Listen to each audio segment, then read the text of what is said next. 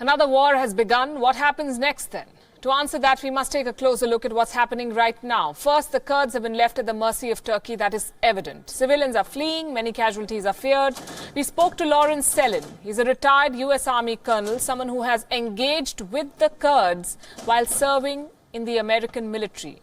And he believes that Turkey's moves in Syria could lead to a resurgence of the Islamic State. Well, what's happening on the ground now, as we speak, the Turks are continuing their invasion of Syria. It apparently is much larger than a lot of people expected.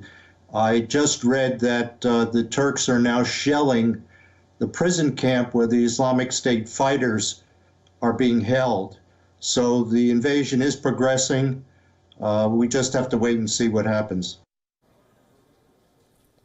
So what explains Donald Trump's sudden shift in stance? Is this a result of Trump's dodgy deal-making tendencies? Experts are of the view that Donald Trump is feeling restless. He promised to pull out American troops from overseas battles, and so far he hasn't shown any concrete progress on this front. The next presidential election is fast approaching, and it looks like Trump acted out of desperation. The choice to side with Turkey works well with his voter base, and they're the only ones who are not complaining. Even when the world is against America and Turkey today, but to please his voters, Trump has opened the way for another war in West Asia. Erdogan has wanted this operation for years now. He wants to wipe out the Kurdish forces in Syria because he sees them as a political threat. The Kurdish forces have ties to the Kurdistan Workers' Party, which is a separatist group that has waged an insurgency in Turkey for decades. Here is Lawrence Sellin again explaining how things could get worse in West Asia after this. Well, the Islamic State could regroup, because I said earlier that there are some, 10,000 or so that are being held in a prison. Many of them can escape. And due to the chaos created by the Turkish invasion, there is room for them to regroup. And we have to remember that there are certain groups that are allied with the Turks that have extremist elements, like Al-Qaeda people. They could join in with the Islamic State.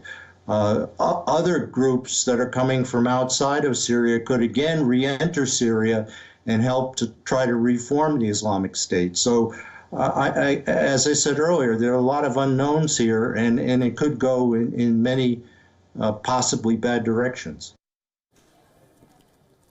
That's putting it mildly. It could go in many bad directions. The repercussions of Turkey's aggression could be immense.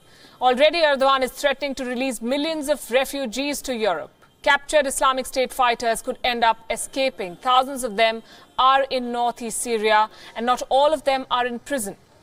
This region was a stronghold of the Islamic State, but they were kept in check by the Kurdish forces. With help from the Americans, of course, that's not the case any longer.